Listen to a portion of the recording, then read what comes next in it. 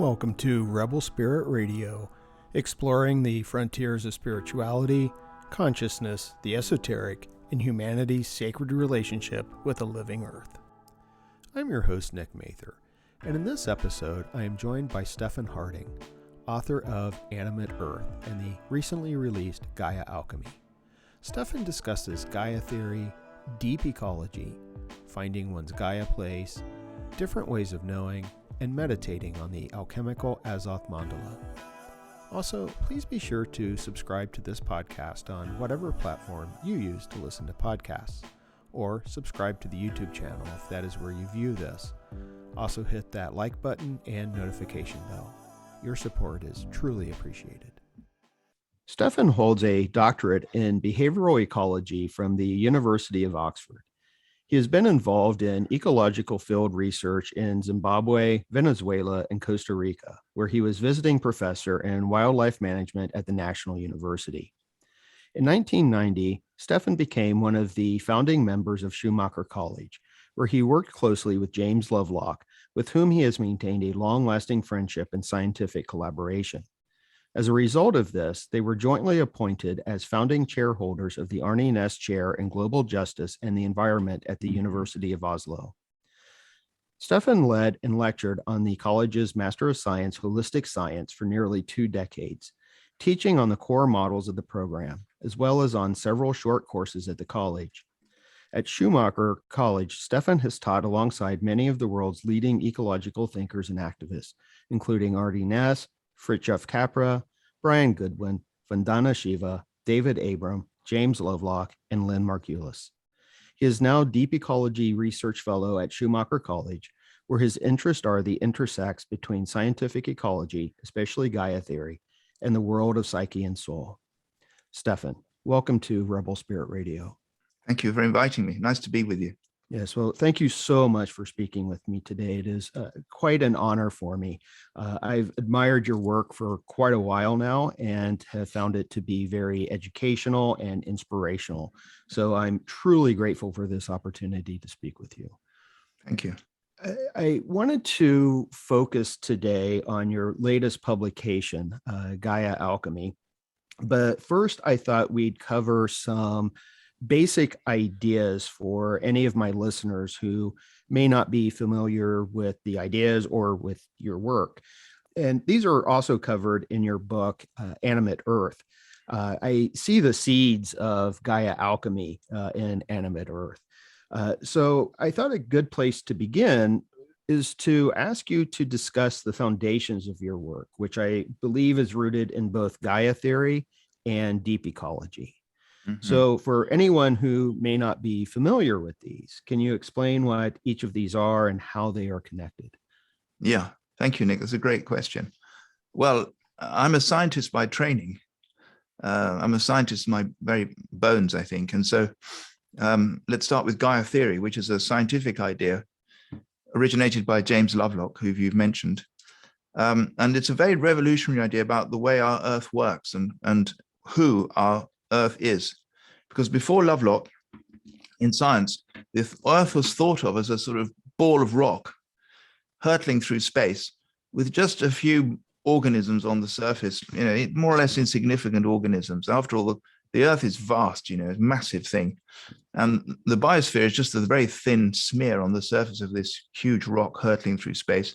And it was thought that the biosphere didn't really have much influence on the surface conditions on the planet. And Lovelock turned that round and he said, no, the biosphere may be a thin sphere on the surface of the planet, but it has huge impacts on the composition of the atmosphere, on the water cycle, on the composition of the rocks. And what's more, these 4 components, the rocks, the atmosphere, the water, and the biosphere, they interact together through complex feedbacks, which we can, to some extent, understand scientifically. And when they do interact through these feedbacks, something quite remarkable happens, he suggests. We get what we call in science an emergent property. That's to say that something unexpected emerges from all these interactions between these 4 components. And that emergent property at the level of the Earth is the ability of the Earth as one whole, as almost like an organism, to regulate its surface conditions within the narrow limits that life can tolerate over vast spans of geological time. So the temperature is kept within habitable limits for life.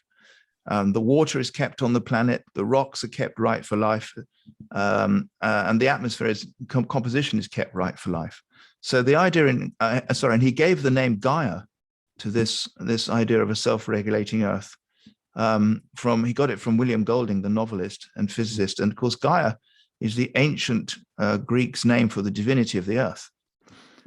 So I think it's very significant that he gave a mythological name to his scientific theory of a self-regulating Earth.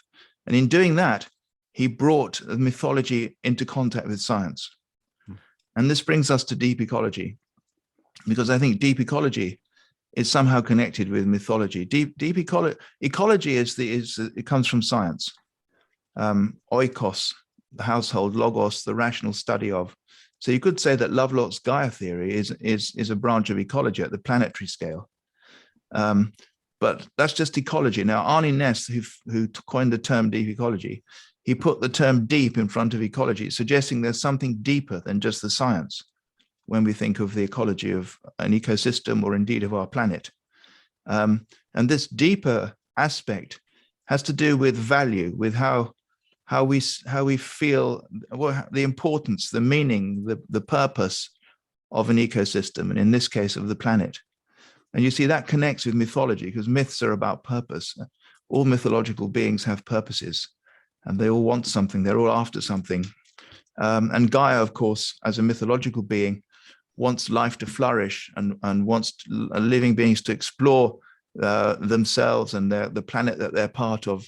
We don't really know what Gaia's mythological purposes are, but it's good for us to align ourselves with those purposes. So you could say that deep ecology brings Gaia theory into connection with values, with the more mythological dimension of things, with spirituality, with intuition, with soul. So when we put together, Arne would say, values from the depths and ecology, from the science, we put together facts and values, which, by the way, were separated in our culture during the scientific revolution by Descartes and others. We develop an ecological wisdom, which he called an ecosophy. So what I've been trying to do in my work is combine these two things, the scientific understanding of the Earth as a living, self-regulating organism-like entity, with the soulful mythological understanding of the Earth, which comes from deep ecology. All right. And that is a nice summary, I think, of the work you're doing in Gaia Alchemy. I wanted to ask a couple of questions along these lines. One is that in Gaia Theory, and you discuss this in both Animate Earth and Gaia Alchemy, you refer to the anima mundi, which is the soul of the world. And it's this notion that I think is part of Gaia Theory, please correct me if I'm wrong, that somehow the Earth is alive. Well, you have to be careful here. If we talk about Gaia Theory, we're really, really very much within the realm of mainstream science. Okay. So we had a lot of debates about this kind of thing with Lynn Margulis and Jim Lovelock and other scientists involved with Gaia Theory. And for example, Lynn Margulis didn't like the idea that the Earth was alive or was an organism for various technical reasons. She would say it's organism-like or it's life-like, but it's not actually alive. I do think the Earth is alive, but anima mundi, the soul of the world, as you say, is not something that's it's kosher to discuss in science. If we were sitting around with a bunch of scientists, like I've done a lot, Earth system scientists, climate modelers, mathematical modelers who deal with the planetary ecosystem, anima mundi would not be part of the scientific discussion at all. Right. I mean, in the bar afterwards, after a few drinks, they might just about confess, looking over their shoulder, making sure no one's listening, that they might feel there is some kind of soul in the world, but they would never come into the discussions of the science, you see. So this is classic split in our culture. It's as if we're schizophrenics. We feel the soul of things in our private lives, like the souls of our cats and our dogs, and it may be the soul of the earth, but we can't bring that into science. And what I'm trying to do is bring that into science without losing a jot of scientific rigor. In fact, the contrary. If we feel the earth, if we experience the earth as a soul, as an anima mundi, soul of the earth, or the universe as a soul, does that make our science a bit richer? Maybe we'll get some more interesting insights and ideas which we can describe scientifically. I suspect so, actually. So you see, anima mundi is not part of mainstream science. Okay, yeah, and this is, I think, what you refer to as the resouling of science. That's right. And also different ways of knowing, because the scientific project is fairly lopsided. And I wanted to ask about this because when you were talking about how the Earth was originally seen, before Lovelock developed Gaia theory, you said it was just seen as a ball of rock. And you also mentioned Descartes and the modern scientific endeavor. So I wanted to ask you, how did we get here? How did we get to our thinking being so lopsided? Oh, that's a complicated question. And I've only got a partial answer to it. But I think part of it has got to do with the split in Christianity, possibly. And that goes back even further. Let's go back even further. It seems to have something to do with what happened in the Neolithic period, when in old Europe, we had goddess cultures that really revered who we now call Gaia, the earth, as a feminine deity. They revered the soul in trees, in rocks, in streams. They could feel these soulful qualities in nature directly and spontaneously. You could say that it's our birthright to feel the soul of nature, just like we need to eat and we need to breathe. So we also need to feel the soulfulness of nature to be healthy. So the idea is that these early Neolithic cultures in Europe, Southern Europe, and all the way up to where I am in England, the goddess cultures, they're agricultural, but they were very much connected with nature. And there's very few weapons of war in these cultures, we find. There's lots of figurines of goddesses, So we feel that they were very peaceful goddess cultures. Now, the problem was that in the Eastern Europe, Central European steppes, the ecological situation was much harsher for human beings. And there, they developed a sky god culture that saw the earth as somehow to be conquered with the help of this distant sky god. And these people became quite warlike. They developed weapons, and some people think they became very good horsemen, and they're very warlike. And they swept over the Neolithic cultures and just wiped them out pretty much because they were defenseless. And so the old goddess cultures were wiped out and were replaced by sky god culture. And that's fundamentally the problem, that we have been dominated by a sky god culture ever since those times. Unfortunately, Christianity took up that notion of a sky god culture. And then Christianity itself split into the Protestants and the Catholics. And round about the time of Descartes, there was a 30 years war between these two warring factions of Christianity, which led to tremendous bloodshed, particularly in Germany. I mean, millions of people were killed in these wars. And people like Descartes wanted to find a new form of certainty that didn't involve these religious conflicts, although they were all very religious. I mean, Descartes was a classic sky god believer, So they thought that what would give us certainty is what we can count, what we can measure. And they're all very religious. They still felt there was a god, but it was a sky god. It was a male god, a mathematician, an engineer that set the world in motion like a clockwork, wound up, created the clockwork of the world, set it going and let it go. But as you know, Descartes told his followers that the earth, and in fact, every created thing on the earth, including animals, were just machines like clockworks. Even our bodies are clockworks. You see, that comes directly from the sky god culture, from those Neolithic times. And so that's how Western science developed, and it gave us tremendous power over nature.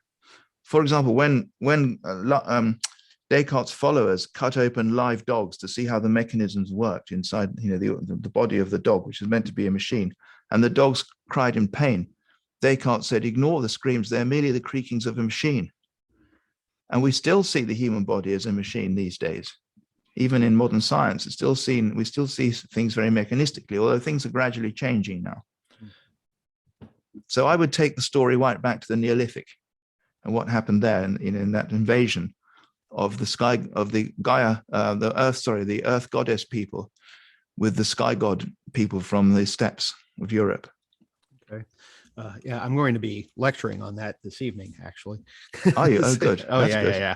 Yeah, I teach a Near Eastern religion class, and I always take it back all the way to the Neolithic. Oh, so you agree with that then, do you? Yeah, mostly, yeah. And this is more of a technical issue. I know that Marija Gimbutas in her work, and she's the one who talked about these invaders. I try to reconcile this. I know that she referred to them as the Kurgan people. And it seems to be very similar to the story that is told about India and the Neolithic culture and the Indus Valley civilization. But in that story, it's always the Aryans. That was the name for them. And I don't know if the Aryans and the Kurgan are the same people. I see. But I know that the theory of the Aryans going into India as an invading force has largely been rejected in scholarship now. I see.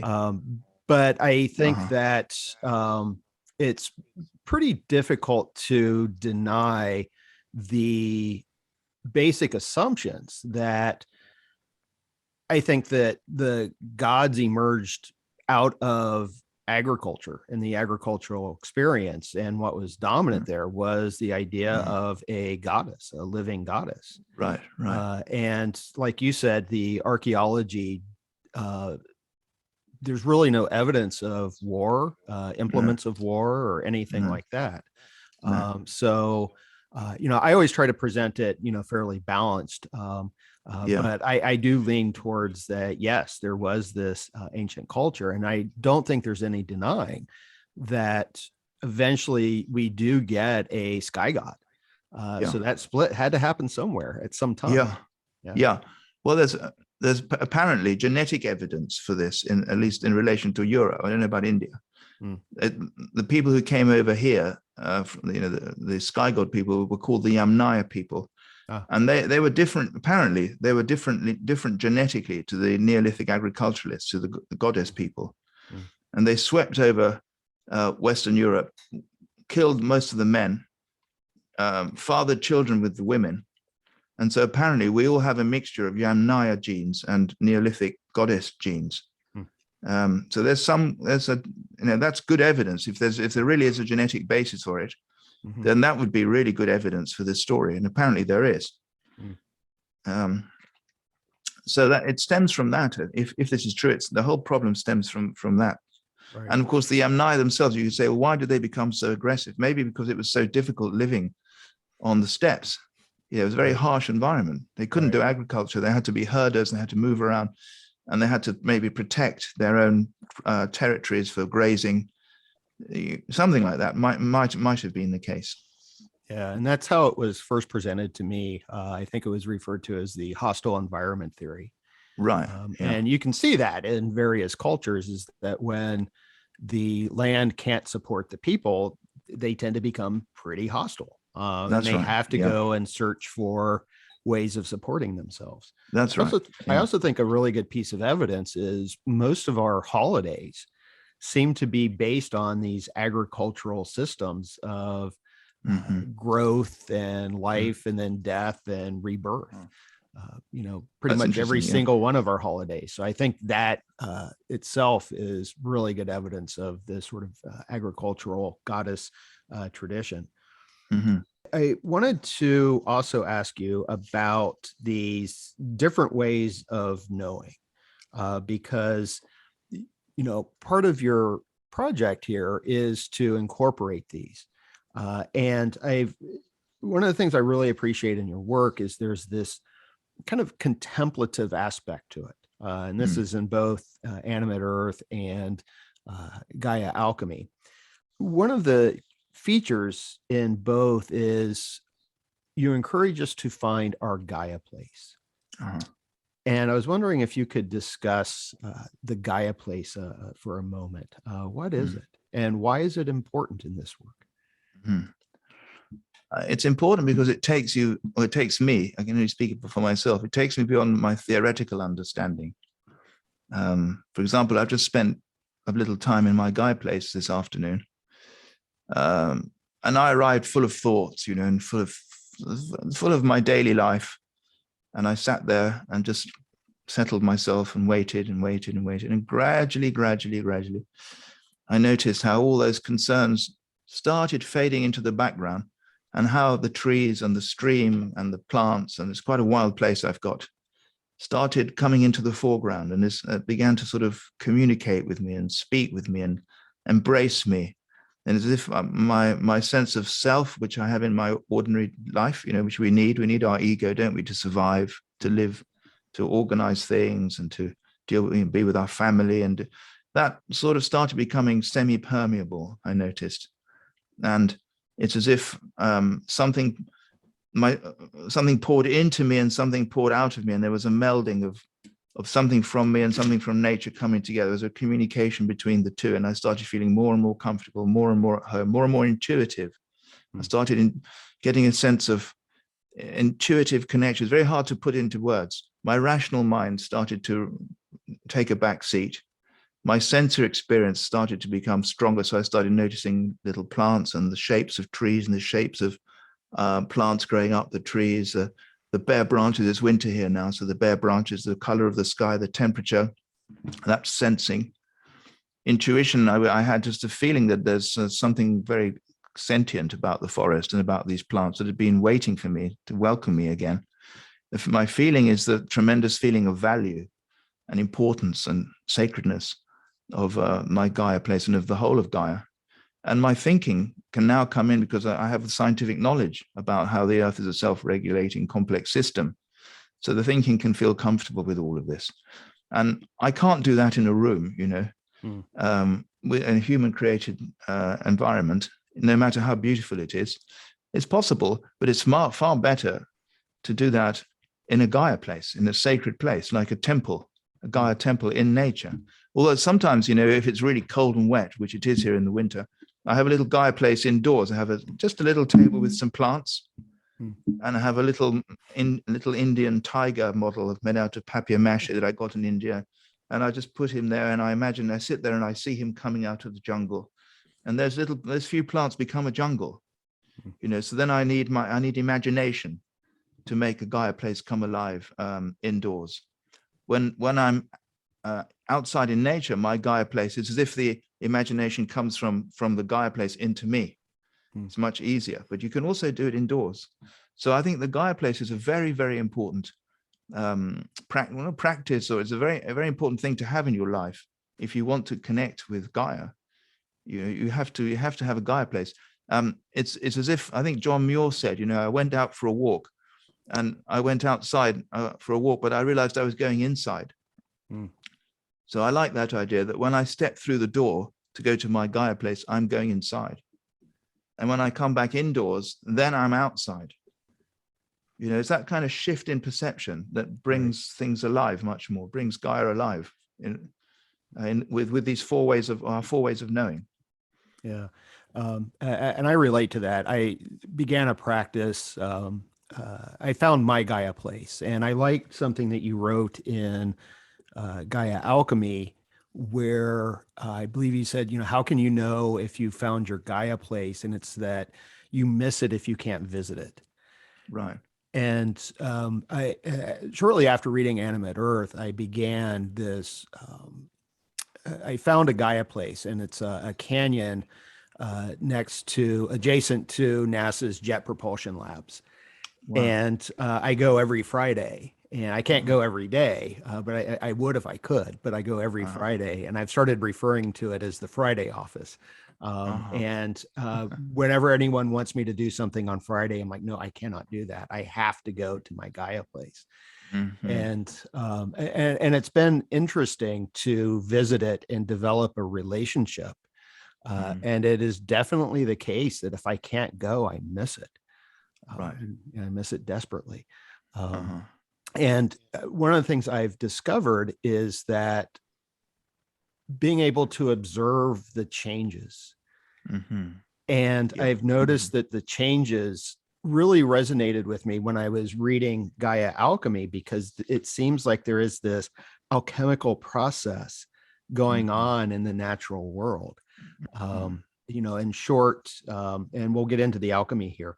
I know there are a lot of different aspects, but on a very simple basis, I was thinking in terms of the solvae coagula, sort of the separation and then bringing back together.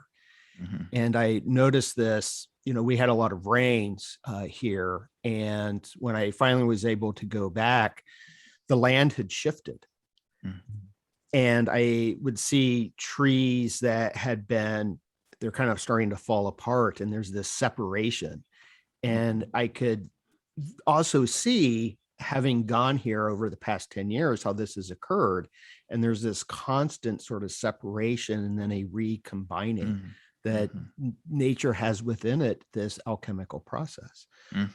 So let me ask you, I've got two things I want to ask, but since I was just talking about alchemy, let's talk about alchemy a minute. What is alchemy? I think most of my listeners may know what alchemy is, but how do you describe alchemy? Well, I would say alchemy has helped me to understand the transformative processes, both within myself and within nature, within Gaia, within the inside world of Gaia, and how the two are intimately connected. How it's as if the world is organized according to certain principles, and you could say they're alchemical principles. So as you said, there's separation, there's coming back together again, there's fermentation, there's distillation, there's in the Azoth mandala, which I use in Gaia Alchemy, there are 7 operations like that. But I think the important thing for me about alchemy is that knowledge of those say 7 operations is not something we humans have created. We've received that knowledge from the unconscious or from nature herself. So I think these alchemical images have their own life. They live I'm very fond of Jungian psychology. So they live in the unconscious, and they come to us from the unconscious, like dream images do. So we don't create them, but we interact with them. So alchemy, I think it's very important when one considers alchemy that one realizes that alchemical images, which one has to work with in alchemy, haven't been made by us. They've been maybe fixed by us or received by us, but they haven't been created by us. And that's the power of alchemy. You begin to realize that there's a wider psyche, which is so intelligent and so creative and really loves us so much in a way, wants to help us so much, the psyche of nature, that it gives us these images which we can work with. You could say this is the soul of Gaia, if you like, not the scientific side of Gaia, although of course they're connected, but the soulful aspect of Gaia, or the anima mundi. So that's how I like to understand alchemy. It's not just that yet another intellectual creation from the human ego. We receive alchemical understanding from nature herself. Right. Yeah, I interviewed a practicing alchemist a while back, and one of the things he commented on is he does the laboratory experiments. Oh, yeah. And it was based on this sort of feedback loop.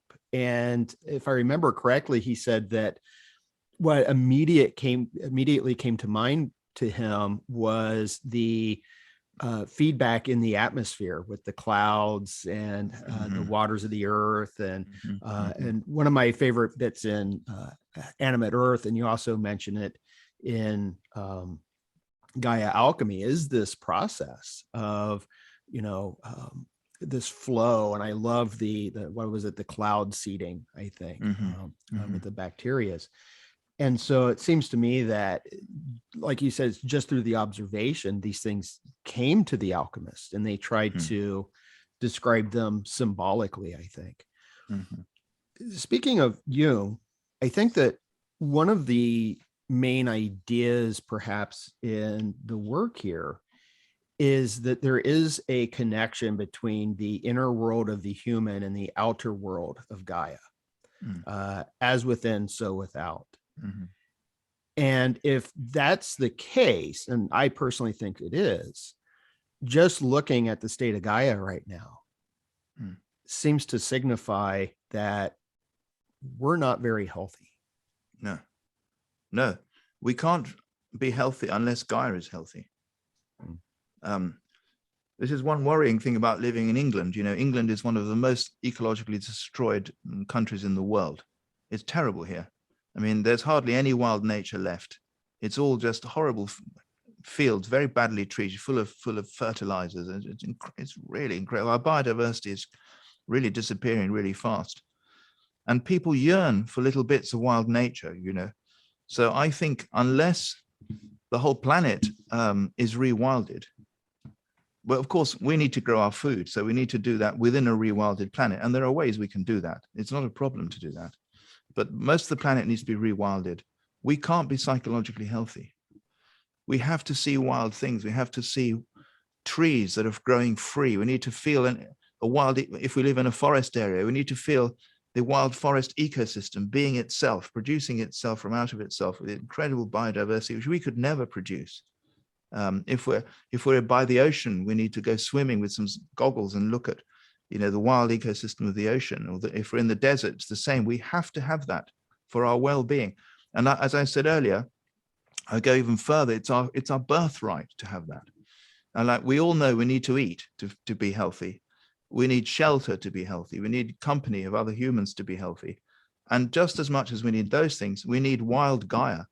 We need to be unfolded or living within wild Gaia in order to be psychologically healthy. It's a fundamental human need to have wild Gaia, access to wild Gaia. I'm not saying, of course, the whole planet should be wild, because we need to have areas for growing our food and for making our houses. But we need to have access to wild areas. Everybody does, very close to where we live, even in cities. And it's possible to do that. How can alchemy help us in this healing process? Well, I mean, for me, the healing has been realizing that the alchemical operations, say, of the Azoth mandala, which I write about in Gaia Alchemy, apply not just to myself psychologically and to my own psychological development, but just as much, as you said earlier, to what's happening in Gaia, to the scientific Gaia, if you like, to the water cycle, the carbon cycle, to the development of ecosystems, the extinction of the natural extinction of ecosystems.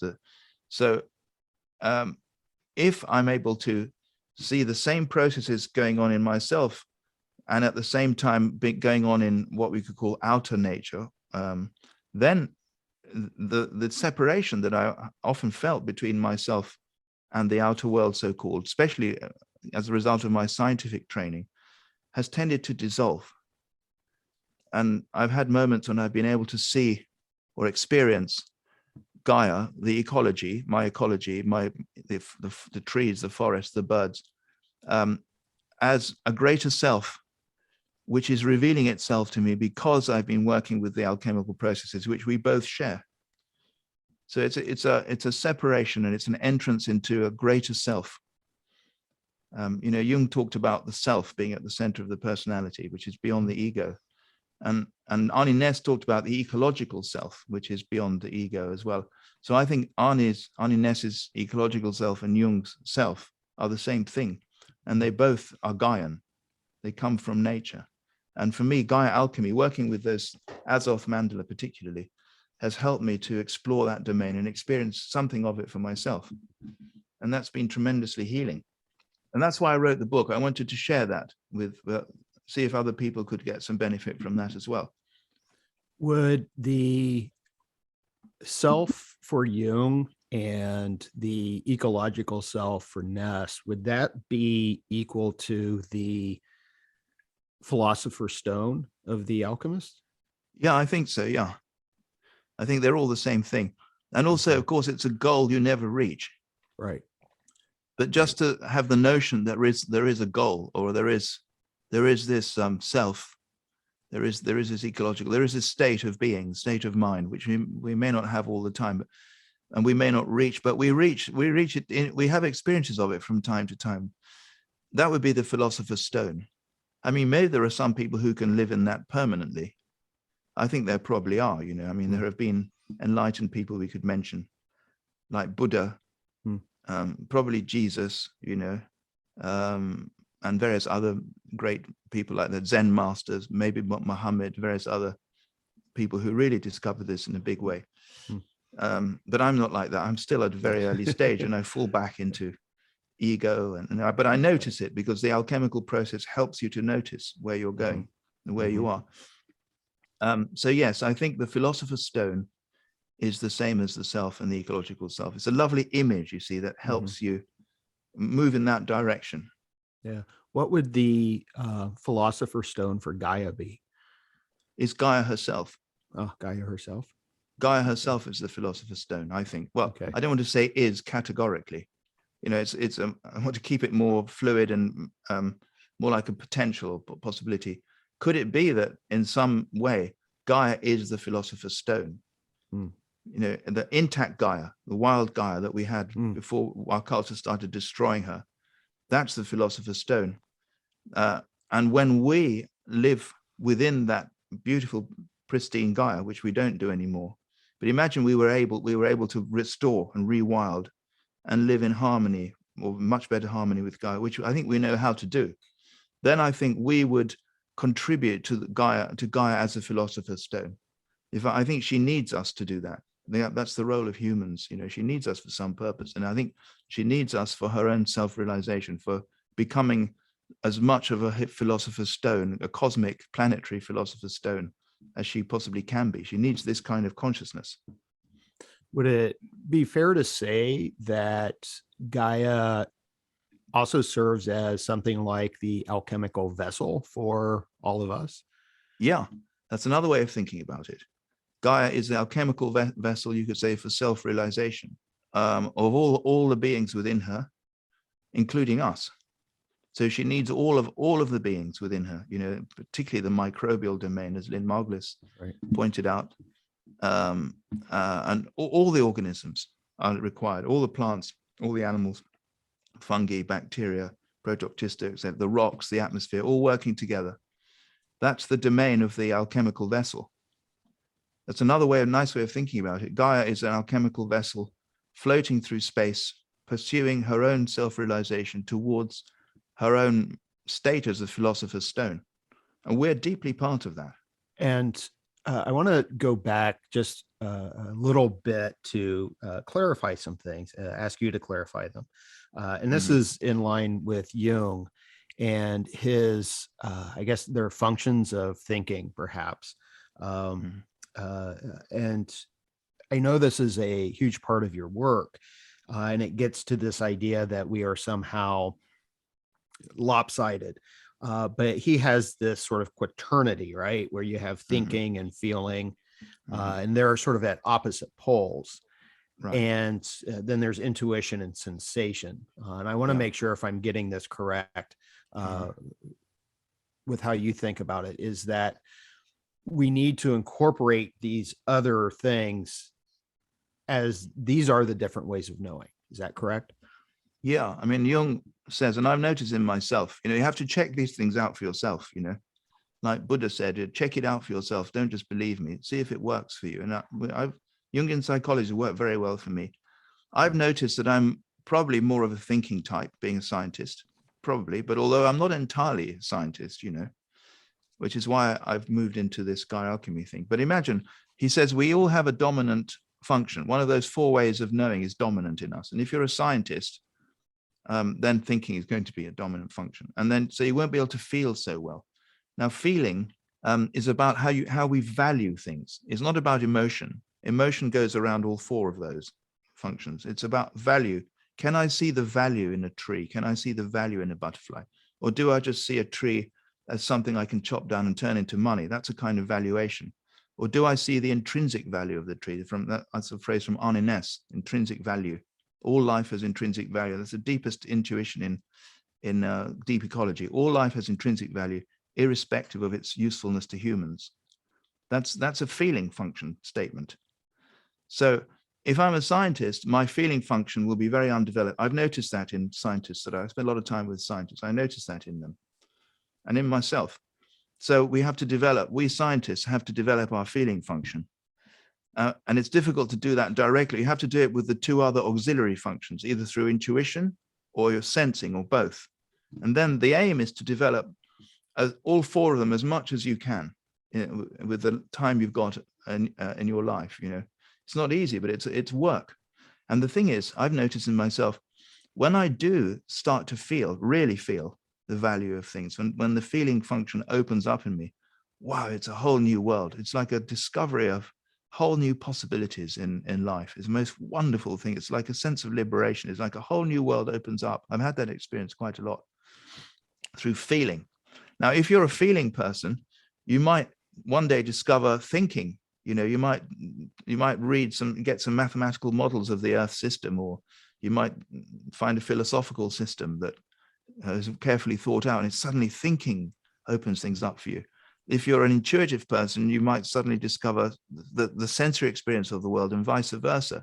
And the idea is to become whole, to become Gaians, if you like, to really feel the living soul of Gaia, the anima mundi. We need to develop these four in ourselves. And finally, I think when we start to make that sort of effort, gentle effort, I think nature responds. If she helps us, the unconscious helps us. And we get dreams and we get synchronicities that begin to help us in that direction to become more whole. So we're not alone.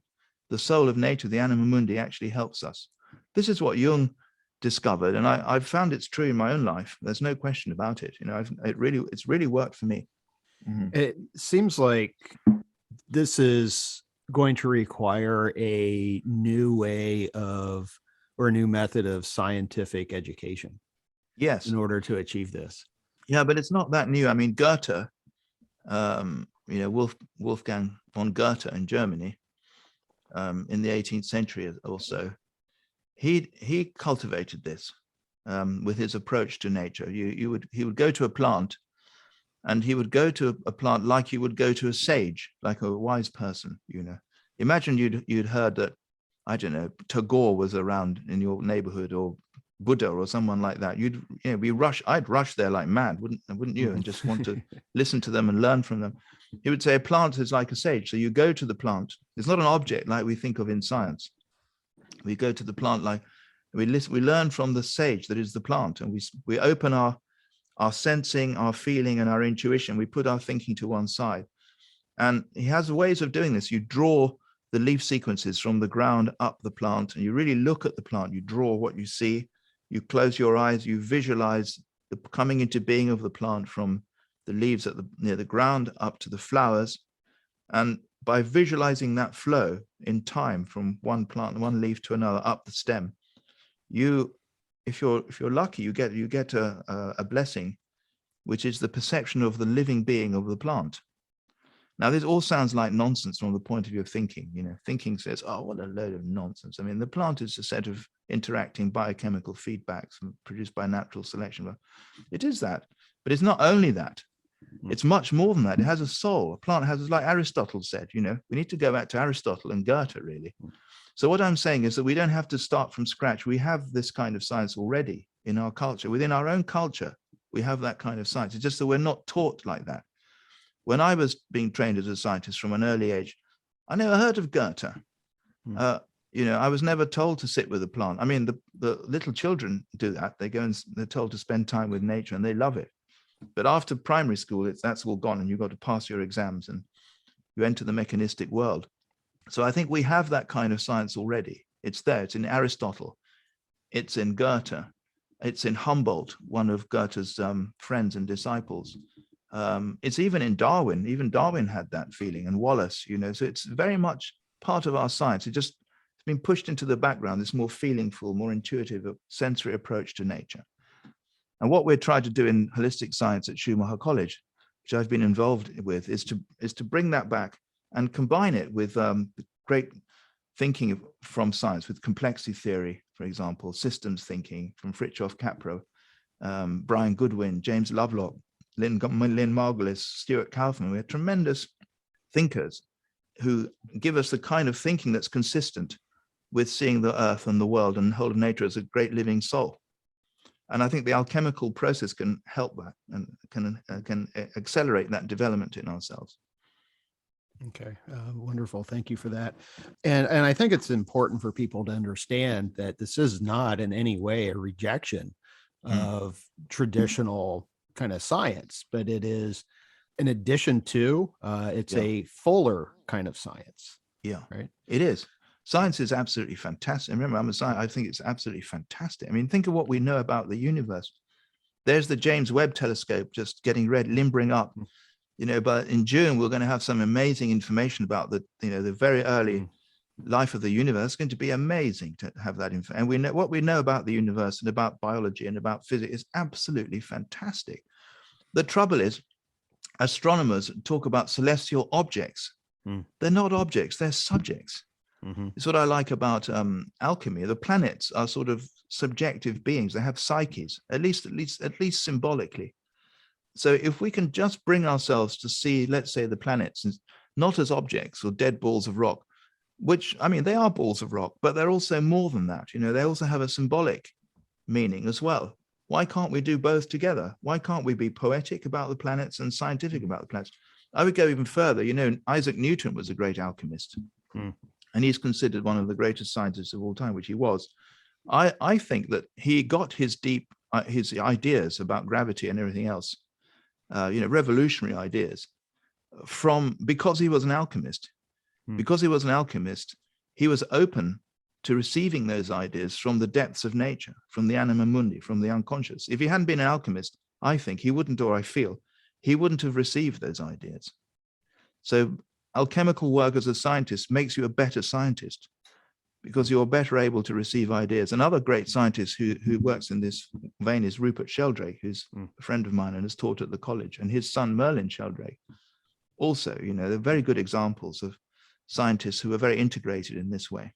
What's the how is the scientific field or the collection of scientists, I'm not sure how to phrase this, but how are they responding? I know that Sheldrake had some issues early on where there was a lot of rejection of his work. I find what he does incredibly valuable. Do you see traditional science opening up more to these kinds of ideas and ways of doing science? Slowly. I think the old guard, are still very resistant. There's this famous saying, you've probably heard it, that in order for science to advance, you have to wait for the old guard to retire or die. I'm afraid. And so that's what we have to do. We have to wait. I know quite a few young scientists, very high caliber young scientists who have no problems at all integrating these four functions within themselves and feeling the soulfulness of nature and being very quantitative and scientific at the same time. There's no conflict at all. And about Rupert, I think what I like about Rupert is that he's a real experimentalist, so he's thought of some brilliant experiments that can show that there is a soulfulness in nature. But that's another thing. We don't want to go much into Rupert's work, but I do admire him because he thinks of tremendous experiments. He's a very clever experimentalist.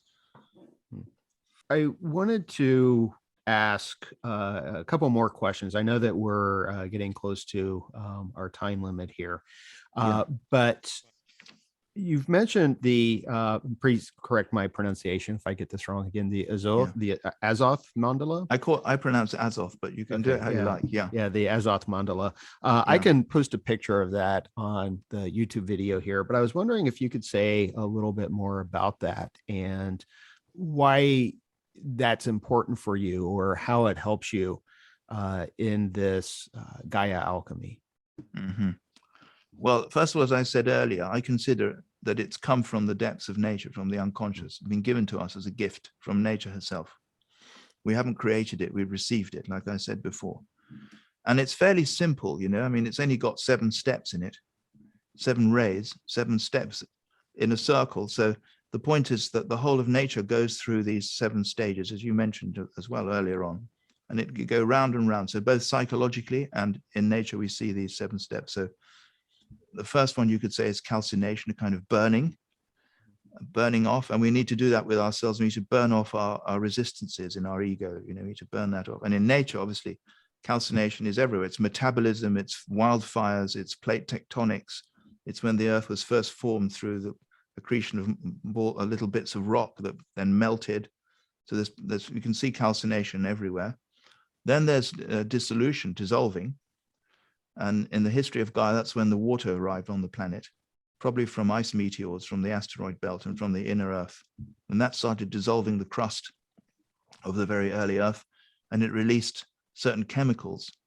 This is a kind of separation. So once you dissolve psychologically, you notice there's a kind of separation, a relaxed separation of elements that you hadn't been aware of. And in the Earth, the early Earth, it's these chemicals, basic amino acids and very simple carbohydrates, sort of forming themselves from what's been dissolved out of the rock by the water.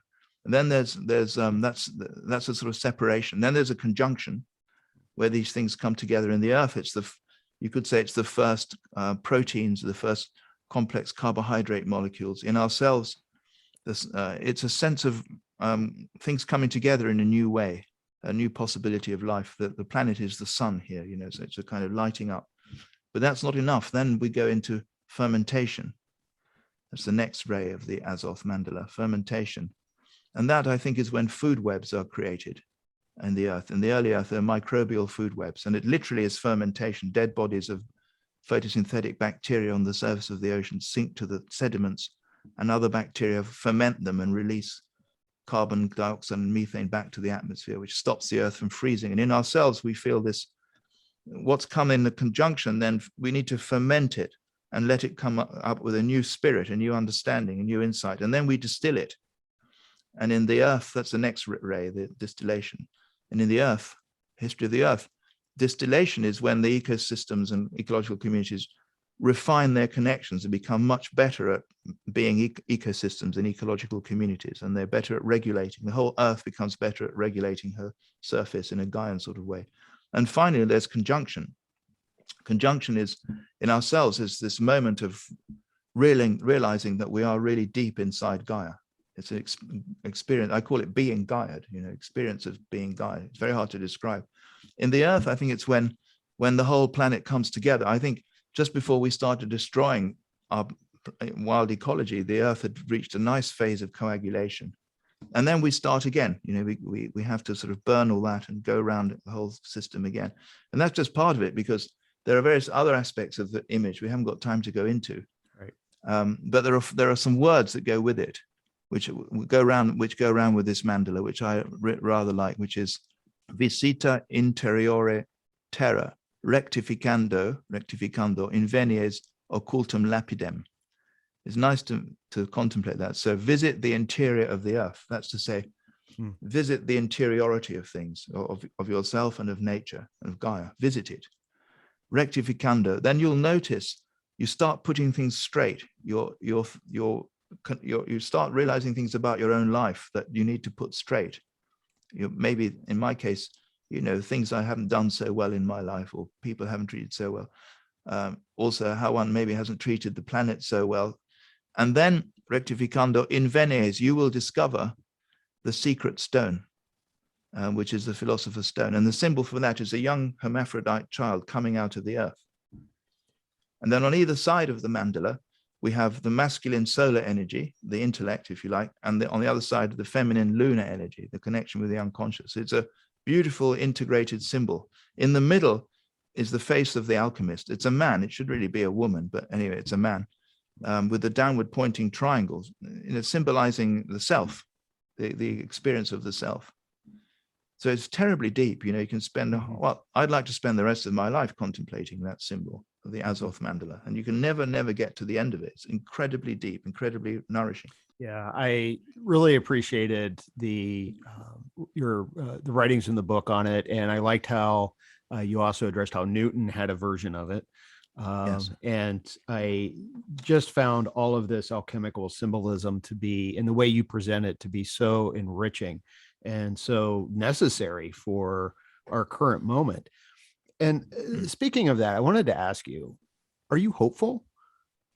Well, not particularly, I must say.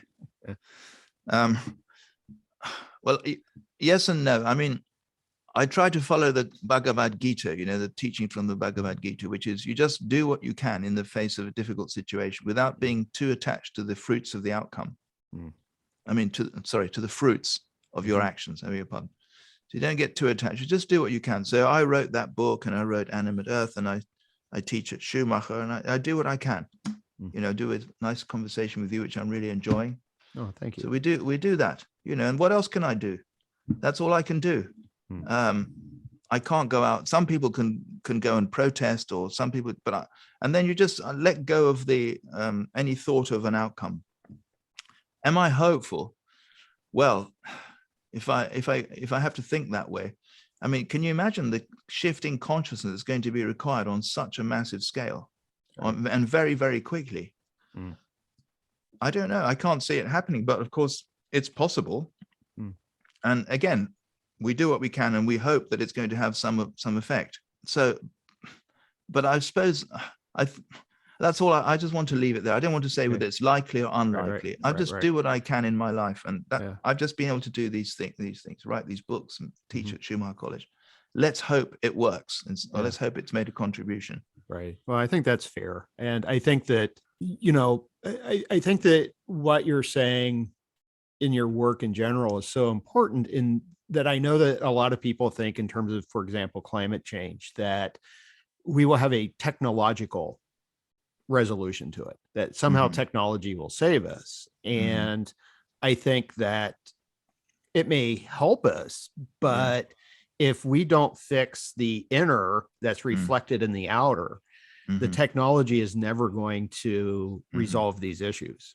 That it's still that lopsided thinking.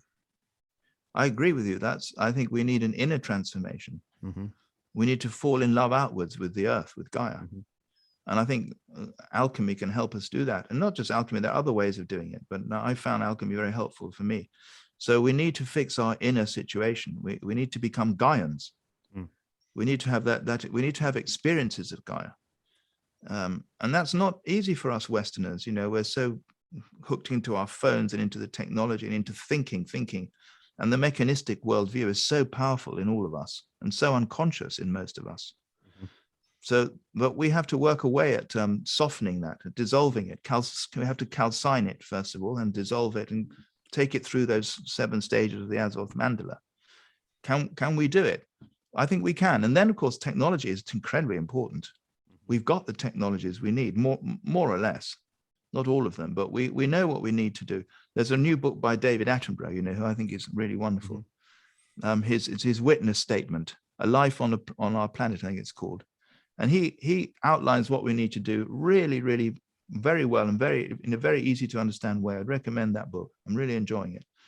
He's a real Gaian. He's already got that sensitivity, and maybe people like him can inspire us very much to do this kind of thing. Yeah, and I think it's every individual. I think that, like you said, that you do what you can. And I think we all need to do what we can in our own ways, but it also requires working on ourselves. It's not just working on the planet, but it's working on ourselves, because we are part of Gaia.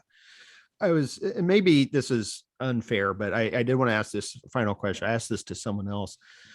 You wrote in the book about the coronavirus, and that you said that it is reminding us how to live within Gaia's limits. And I agree with that. And I saw that at the very beginning stages. You said that, it's telling us that we need to slow down, we need to consume less and connect more with each other. I'm wondering how you see this now from where it was when you wrote that. Yes. Well, the coronavirus is obviously not going to go away.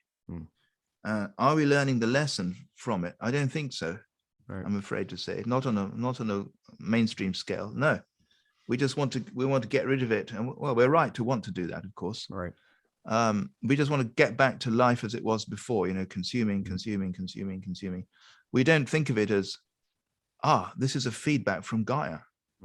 This is a classic Gaian feedback from a purely scientific point of view. This is what happens to animal populations that get too large. The whole system feeds back on that population to regulate its numbers through disease, through predation, etc., through lack of food.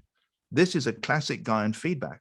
We've got too numerous and we've had too much of an impact. We've made too much contact with wild animals that carry these viruses because we've destroyed the wild habitat so much. It's classic Gaian feedback. So it's a great opportunity to teach people Gaia, you know. If you behave badly towards Gaia, this is what happens. We get this kind of feedback. And I think this isn't the end. If we carry on destroying wild habitats like this, there's going to be other viruses. In a way, we've been quite lucky with this one because we have been able to find vaccines. Imagine if it was something like AIDS, the AIDS virus, which has been incredibly difficult to deal with. But it's difficult to catch it. But imagine you had another virus that was as serious as AIDS, but which was easy to catch. We'd be in real trouble. And there will be others in the future. There's no doubt about it, I think. Right. So I don't see that we've learned that lesson. I think we want to get back to consumption as usual. So the mainstream culture has not learned the lesson that we have to, it's a lesson from God. Actually, she's been very kind in a way to give us a virus that we can more or less deal with, because we can more or less deal with it, you know. It's going to be around, it's going to kill a lot of us, but we've got vaccines and we can more or less manage it to some extent, even though it won't go away. So in that sense, Gaia has been very kind to us. She could have given us a much worse virus that we couldn't deal with. And I think it's a shot across our bows, you know, like humanity, please learn the lesson. And of course, we're not learning the lesson, just like the wildfires in California, another shot across the bow. We're not learning the lesson. Right. No, I agree. And when the coronavirus first hit, that was my initial thought was this is a warning from our mother. Exactly. And I think that, you know, Gaia is loving and nurturing, but there is also a ferocious aspect to the mother. And she's going to correct us at some point. And I think she's trying to do that now. Exactly. Yeah, we mustn't think that Mother Nature is all cuddly and friendly. I mean, she's good to those who obey her rules. And we know what those rules are by now from our science, although we didn't need science to find that. The indigenous cultures didn't need science to know what the rules were. But we need science. We know what the rules are. But if you don't obey the rules, her rules, then she becomes ferocious. She can't help herself. That's what she's like, a lion mother, a lioness, you know, with her cubs. You know, if the cubs misbehave, she gives them a whack around the face or the ear or something. Although Gaia's fiercer than that, because she can actually wipe out, I don't think she can wipe us out, but she can wipe out our civilization for sure. Sure. Yeah. And I don't think she will hesitate to do so. No. So I know that we are at the end of our time. So I wanted to thank you so much for this opportunity to speak with you. And I was wondering if there's any place where people can go to find out more about you and your work. Well, I haven't got a website, you see, because I tend not to, I use computers, but I tend not to like to spend too long on computers. So, I mean, there's a Schumacher College website. Okay. Where there's a little bio of me, but I haven't got a website. Okay. So, but people can look on YouTube. I've done various interviews like the one we've done together.